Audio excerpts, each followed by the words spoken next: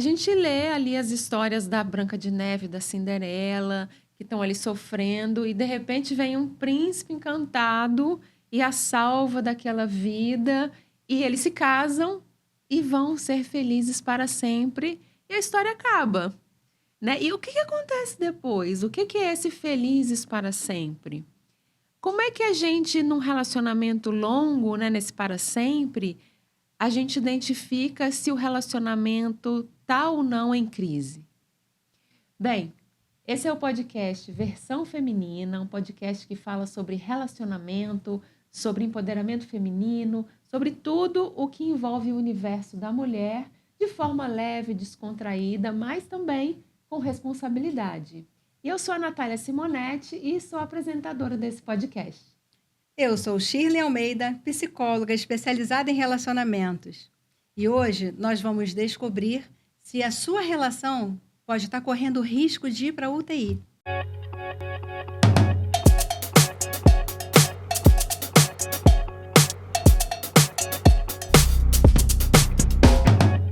Bom, Shirley, é isso, né? Assim, especialmente em relações muito longas, tem altos e baixos, né? É normal que a coisa não seja assim intensa, e que bom que não é, porque eu acho que ninguém aguentaria viver 10, 15 anos com aquela intensidade dos primeiros anos, dos primeiros meses, pelo menos.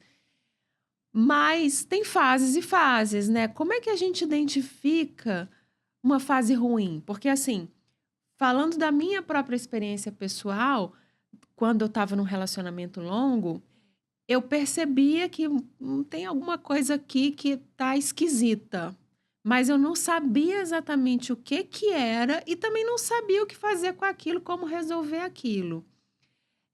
Para isso, a gente reuniu algumas perguntas de pessoas que acompanham o podcast sobre esse assunto, porque esse é um assunto que eu acho que interessa, acho que todo mundo que está num relacionamento mais longo ou que quer entrar num relacionamento mais longo.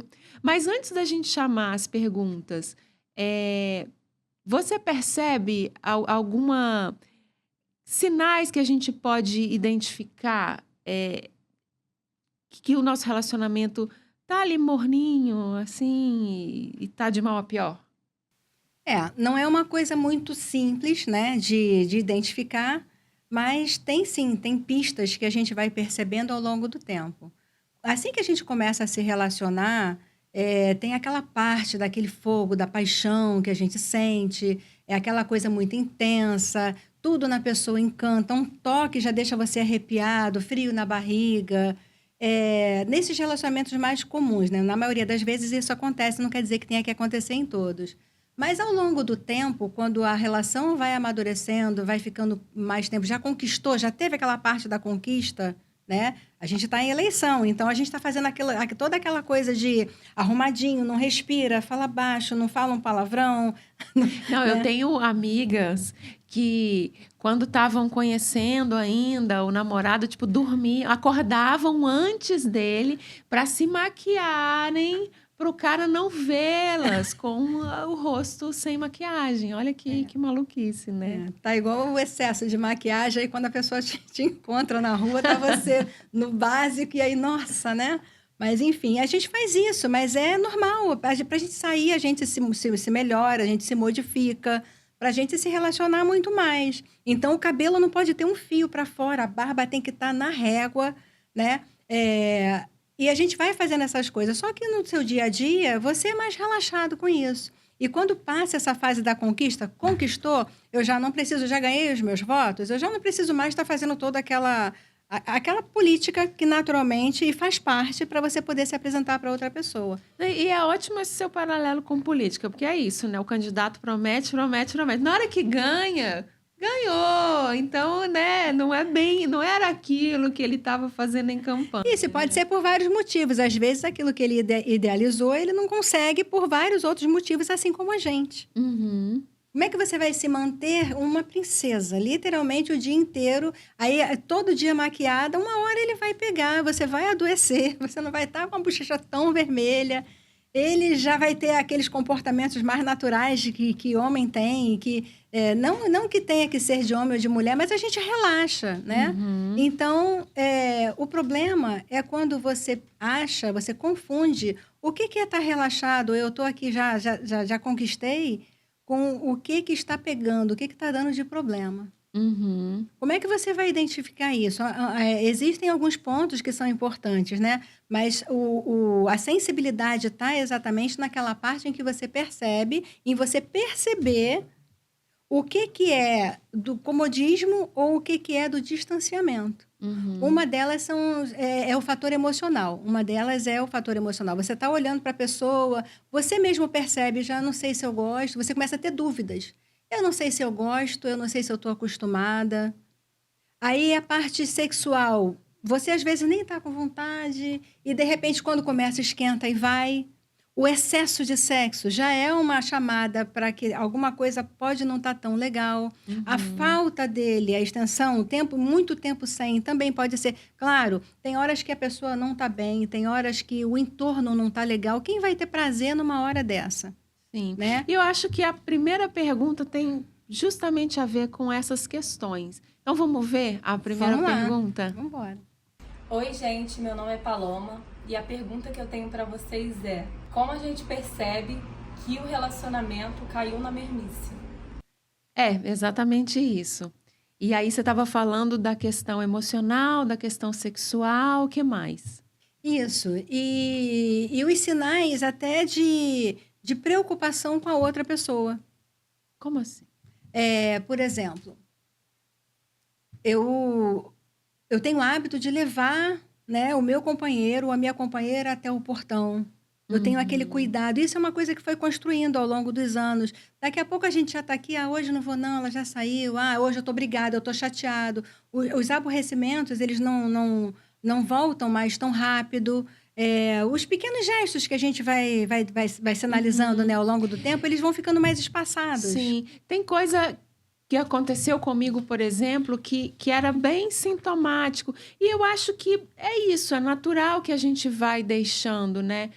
Por exemplo, a gente tinha o hábito de fazer as refeições juntos, pelo menos o jantar, né? Quando a gente estava em casa no mesmo horário. Então a gente sempre jantava junto no mesmo horário, ou finais de semana almoçava junto e tal. Com o passar dos anos, isso foi ficando mais espaçado, tipo, é, é, está na hora de jantar, mas um está ocupado e o outro está livre. O que está livre não espera, fala, não, está ocupado lá. O que também está ocupado fala, daqui a pouco eu vou.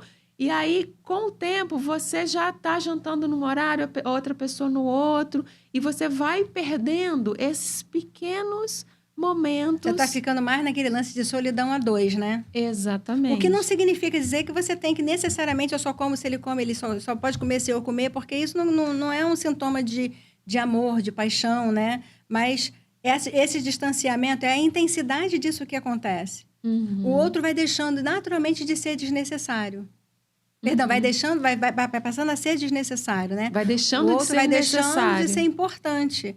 Aquela Uhum, presença já não é mais tão necessária ali. Eu uhum, consigo lidar com isso. Antes eu esperava um pouquinho, aí eu deixava a comida ali para outra pessoa, estava quente, ainda chegava. Eu estou sentando para almoçar, o outro não vem, que também vão fazer o sentido contrário, né? Na hora H, eu estou lá preparada para fazer a minha alimentação. Vamos usar ela como exemplo.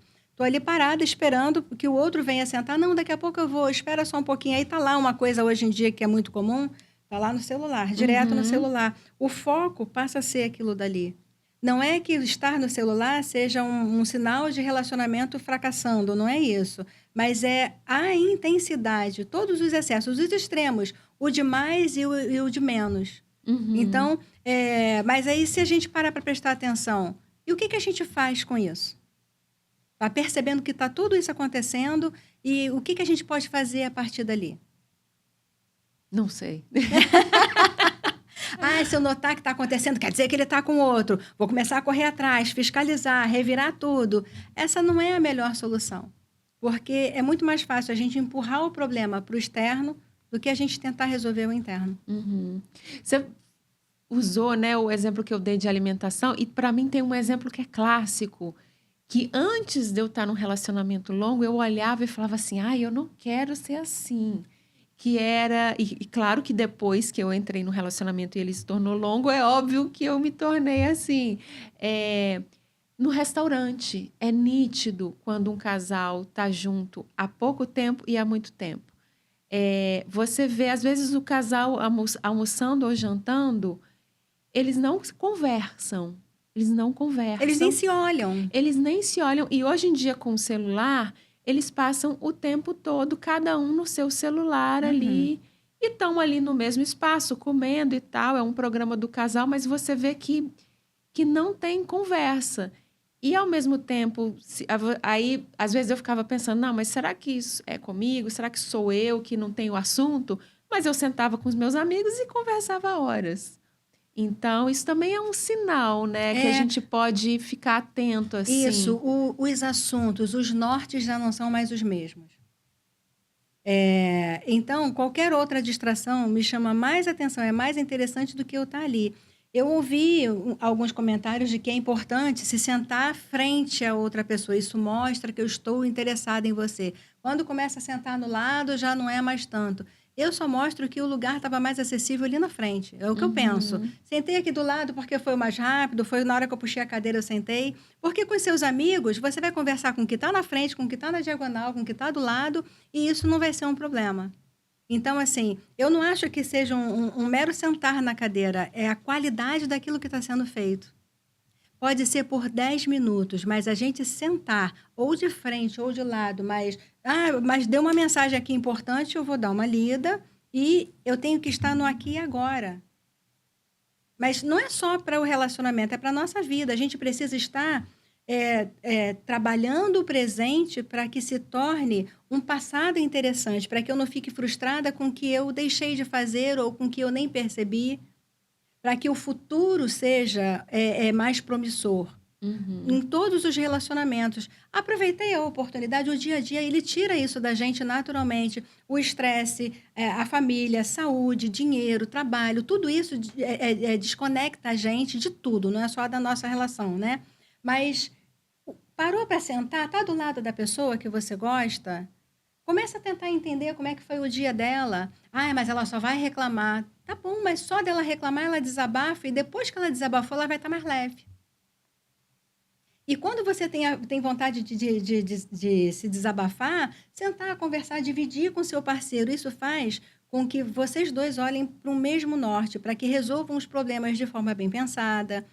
Né, quando a pessoa, mas Shirley, se eu for buscar para conversar e ele não estiver ali para mim, e se ele também tiver com o problema dele, aí isso acontece. Pode acontecer, é uma coisa natural, você vai ter que saber mensurar se o dele está maior do que o seu, se deixa ele resolver o seu, eu vou tentar resolver o meu de outra forma, mas não deixar aquilo passar. E aí, como é que você está? Voltar e insistir. O que fez com que você se relacionasse lá no início? O que me chamou a atenção nele?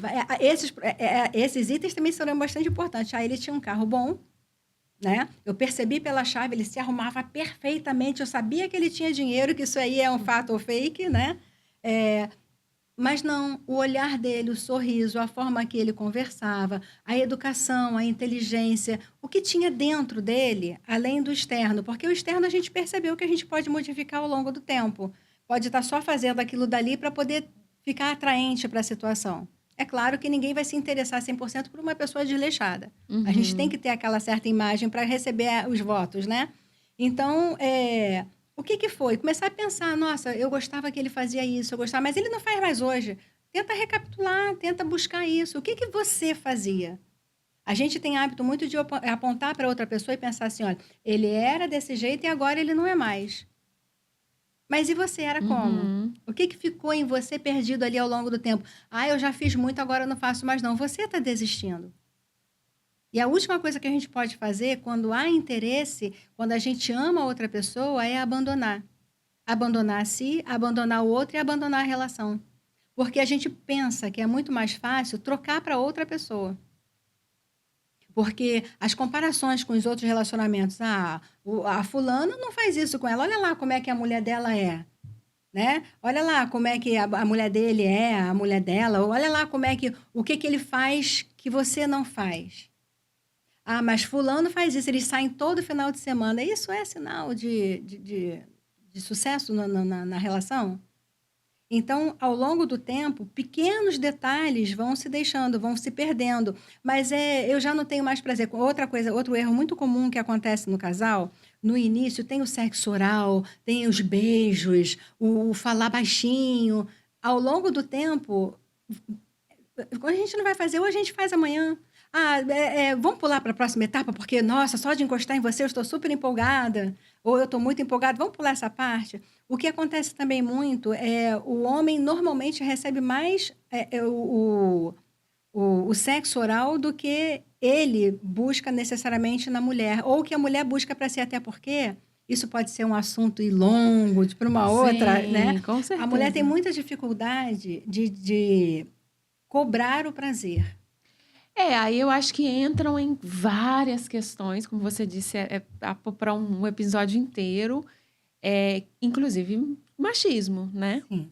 Que é isso, né? Acho que nós mulheres ainda temos um certo constrangimento de dizer para o próprio parceiro ou parceira. Eu acredito que numa relação entre duas mulheres, talvez isso seja um pouco mais aberto.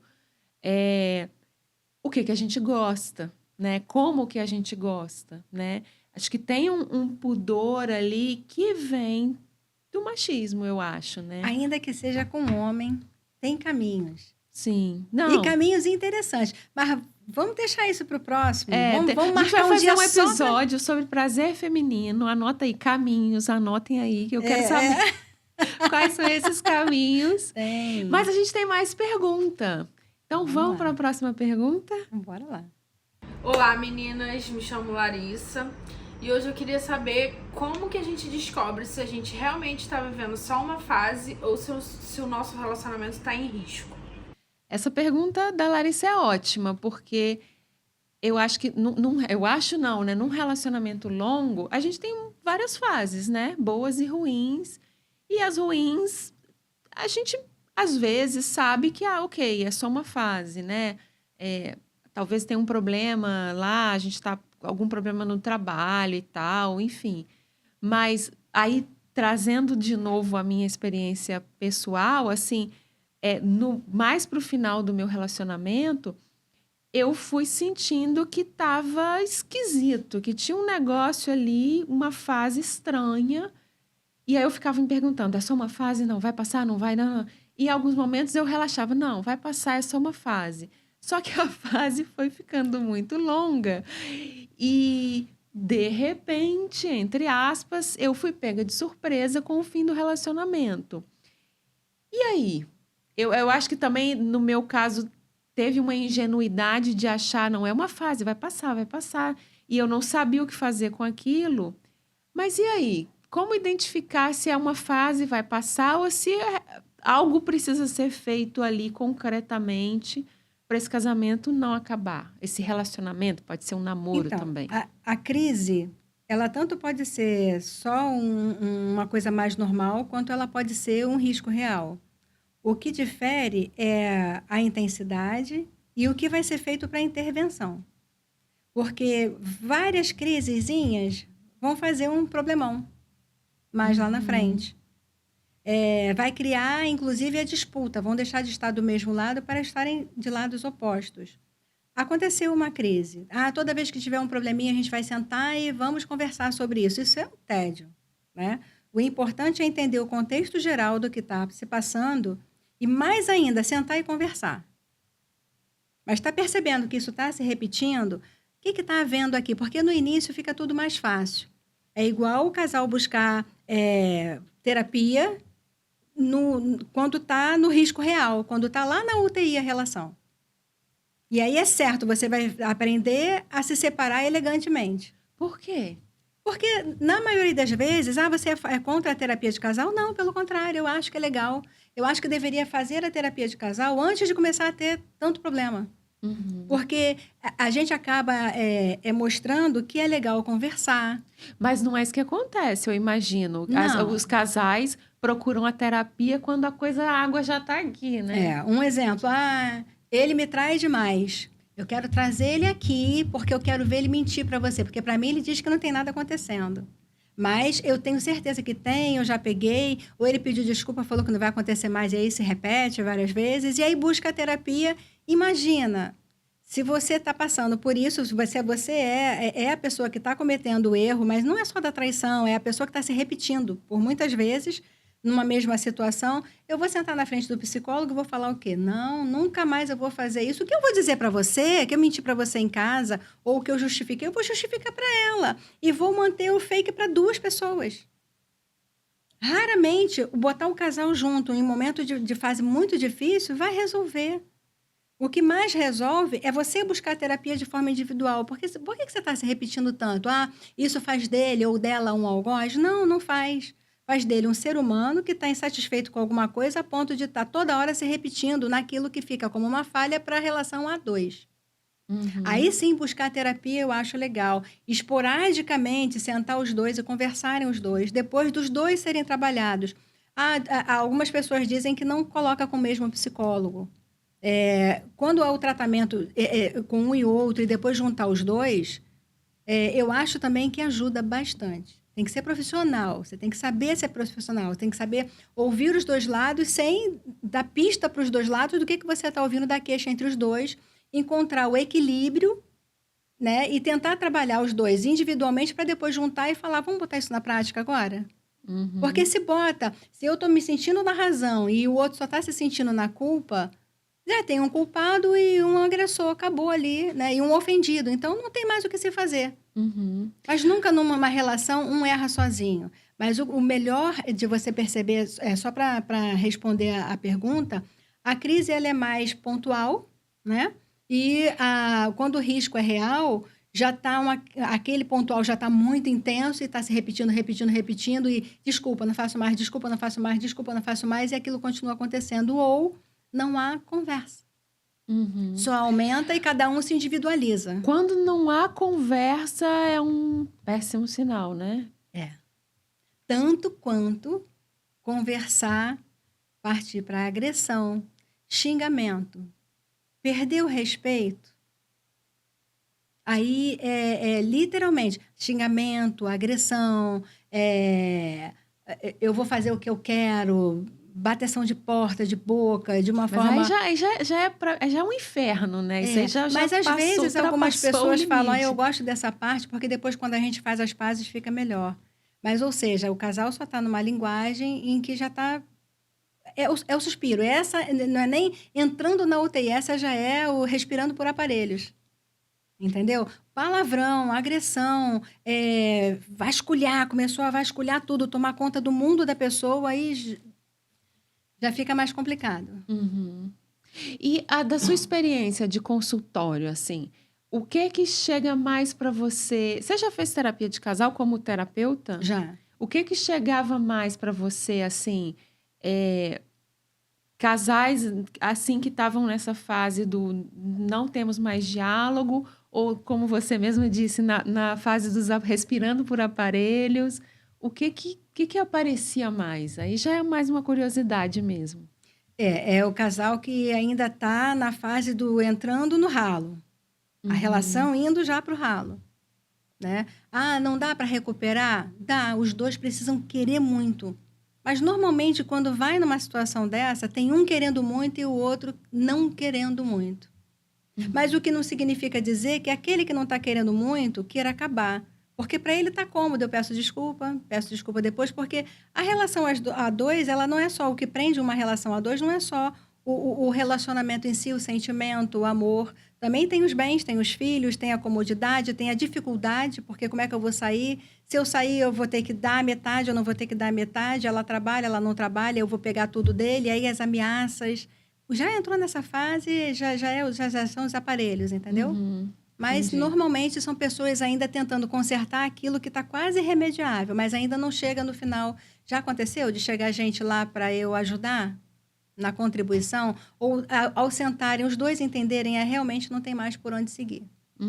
Isso E também aí acontece. o ideal é fazerem terapias individualmente.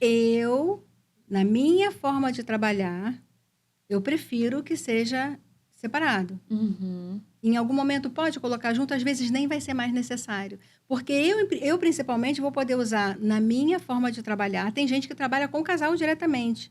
E funciona muito bem, mas aí é a abordagem, a forma que essa pessoa trabalha. O que eu acredito? Eu prefiro trabalhar olhando para você e dizendo assim, Nath, olha, eu percebi que você está tendo esse comportamento. Isso é uma coisa que é ruim para a sua relação. Eu dizer isso para você na frente do seu parceiro pode dar a ele uma força que, tá vendo? A própria psicóloga falou que você faz isso. Isso faz com que ele se esconda do que ele precisa fazer também. Uhum. E uma coisa muito importante, não é só na terapia de casal, mas o psicólogo, nós somos responsáveis pelo que a gente disse e não pelo que vocês dizem que nós dissemos. Né? E ainda tem isso. Tem gente que vai para terapia e olha, a psicóloga falou que você é completamente surtada. E em momento algum eu diria isso para um parceiro, sabendo que isso vai gerar uma confusão. Então não faria sentido eles terem ido para tentar se conciliar. Uhum. Né? Porque o terapeuta ele tem muita responsabilidade com a vida que está na frente dele. E a ideia geral é você unir. Ainda que vá para separar, que eles queiram buscar uma linguagem que eles entendam que não querem mais, isso pode ser de uma forma bonita, bacana, não precisa ser como dois inimigos, né? Uhum. Então, dá para fazer? Dá. Mas o problema é em que momento você está chegando para fazer essa terapia de casal. Raramente o casal está buscando a união, eles estão buscando ter razão. Uhum. Isso é para pensar, hein? Bom, vamos para a próxima pergunta, então. Enquanto esse buscando ter razão vai ficar aqui, ó, na cabeça. Mas a gente tem mais pergunta, então vamos Bora ver a lá. próxima. Oi meninas, me chamo Ariane e gostaria de saber, será que dá para reacender a chama num relacionamento de muitos anos? E aí, adorei o quadro de Milton Nascimento no fundo da Ariane. E aí, dá para reacender? Porque assim, eu vou desdobrar então a pergunta da Ariane em duas perguntas. Dá para manter a chama acesa num relacionamento de muitos anos? E dá para reacender, porque reacender pressupõe que essa chama se apagou, ou pelo menos ficou bem fraquinha. E aí você reacende. Então, Tá mais para um vagalume. vai uma vela, aquela vela quase apagando assim, para uma chama mesmo. Então, assim, duas perguntas. É possível como, sei lá, manter essa chama acesa num relacionamento longo e essa chama tendo apagado ou ficado bem enfraquecida, reacender? É possível os dois. Que bom, boa notícia. A gente até comentou um pouquinho antes, reacender a chama é bacana, porque você percebeu que está ficando morno naquela relação, vocês já não estão mais sentindo tanto prazer e tal. Uma das formas, a gente até comentou, é ir buscando, ao longo do tempo, lembrar daquilo que te fez se interessar por aquela pessoa. Eu gosto muito de trabalhar em consultório, pegar as fotos anteriores da relação e começar a ver, olha, como é que... Aí você vai se dar conta de você mesmo. Antes de mais nada, é você olhar e fazer uma autoavaliação. O que eu fazia antes que eu não faço mais? Ah, mas antes ele era assim, por isso que eu fazia assado. Esquece ele, pensa só em você. Recobra a pessoa que você era. Porque também é muito comum que, eu conversando uma época com uma advogada de família, né? Ela falou assim, olha, Shirley, 70% dos casais que se separam voltam. 70? 70%.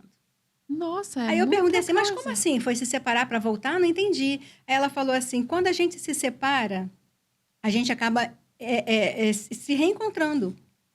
Né? Eu vou buscando quem eu era antes. Aí eu volto a ser a pessoa que eu era antes. E nisso, o outro está vendo que você voltou a ser aquilo pelo qual eu admirei, pelo que eu me interessei. Porque a gente, quando está numa relação a dois, eu não vou botar esse decote porque ele não gosta. Mas eu vesti esse decote e foi assim que ele gostou de mim. Uhum. Eu não vou fazer isso porque ela fica com muito ciúme, então eu não vou fazer mais. Mas antes, ela, quando começou a se relacionar com você era assim, estava tudo bem. E a gente vai se tornando a versão masculina da outra pessoa. Sim. É engraçado, porque essa coisa, por exemplo, de decote e tal, eu não me colocava nesse lugar. Não vou fazer porque ele não gosta, né? Porque, por favor, mulheres, não façam isso. Mas eu por um outro lado, também me vestia de vários preconceitos e aí eu não vou porque eu sou casada. Não fica bem para uma mulher casada usar esse decote. O que é uma bobagem, porque a gente tem que usar o que a gente quiser.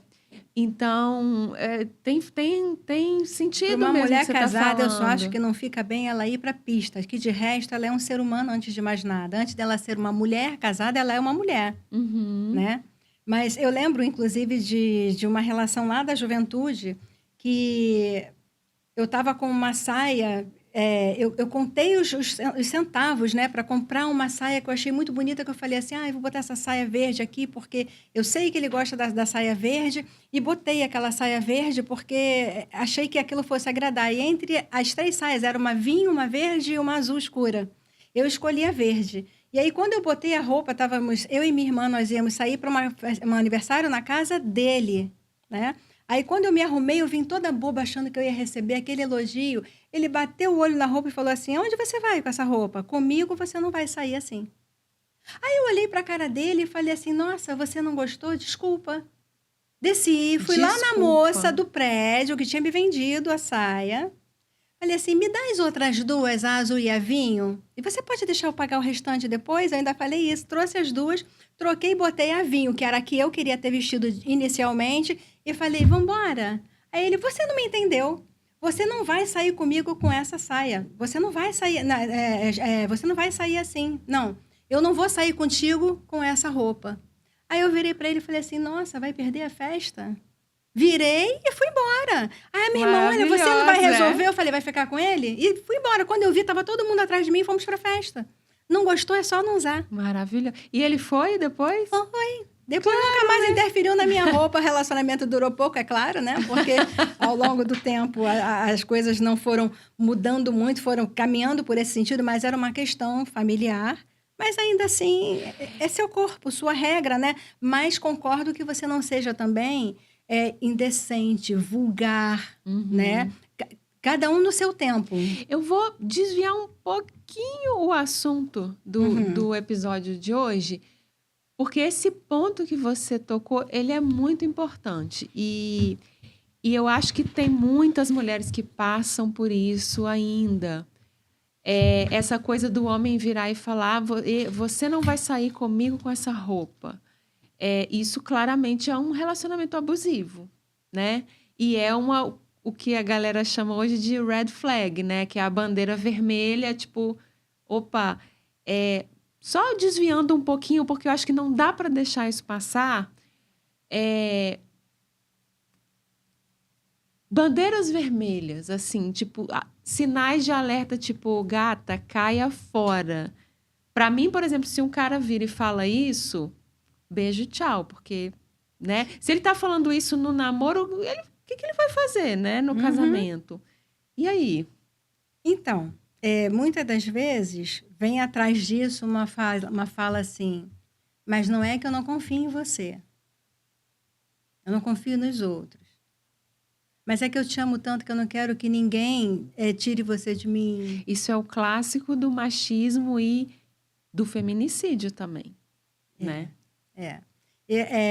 Em relação mais ao feminicídio, eu tenho um pavor daquela palavra, não só feminicídio, tanto para mulher e para homem, quando eles usam assim, olha, não, eu não vivo sem você, você é tudo para mim.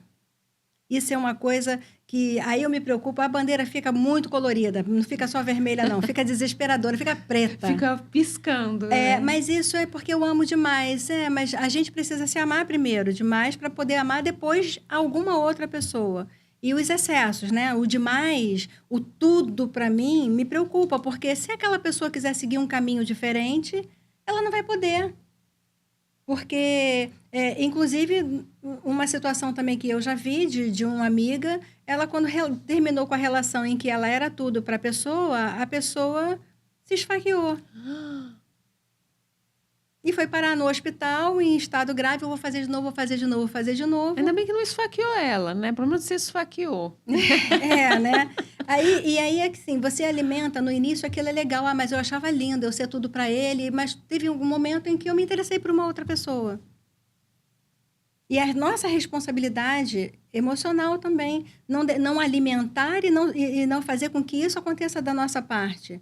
Porque manter a pessoa sobre esse julgo é muito ruim. Não, eu sou tudo para você, eu entendo, mas eu acho isso bacana? Eu acho, mas você também é bacana, você também tem que ser tudo para você. A gente pode ser junto, o casal tem que estar andando lado a lado. Porque aí vai começar assim, eu tô acompanhada, eu tô com alguém, eu sou tudo para ela, eu respiro e ela respira. Se eu paro de respirar, ela para. Se eu quero seguir um caminho para cá, ela vai querer ir junto. E aí, fazendo o link entre esse papo com a pergunta da Ariane, que é o papo do nosso episódio, muita gente confunde isso de você é tudo para mim, eu tô onde você tá, não sei o quê, com essa chama acesa. Ai, ele faz isso porque ele me ama muito, porque e confunde possessão e muitas vezes misoginia com amor, com paixão. Ai, não, mas ele não me deixa sair com o decote porque ele tem ciúme de mim, porque ele me ama. E acha que isso, voltando à pergunta da Ariane, tem a ver com essa chama. Talvez seja uma tentativa, infelizmente, grande parte dos casos das mulheres, de deixar esse relacionamento aceso. Não é? Lá no fundo, o que esconde tudo isso é uma baixa estima. É típico e digno de tratamento. Para os dois, né? Para os dois. Mas, em relação à chama, né? Vamos voltar lá, que é outro tema que a gente também pode abordar e falar com mais tempo sobre isso. Para manter a chama, uma das coisas, como eu estava falando, é recuperar o que te trouxe para cá hoje. O que fez com que você olhasse para aquela pessoa e admirasse a ponto de você querer ter uma vida dois com ela. Né? Ah, Shirley, mas não está mais como estava antes. Ok, e o que você pode fazer para ficar como pode hoje? Para você estar feliz com o que você está encontrando. É melhor do que ver a grama, achar que é a grama do vizinho, porque internet, até a própria pessoa... antigamente a gente via isso mais nos homens, né? Não, dei não sei quantas.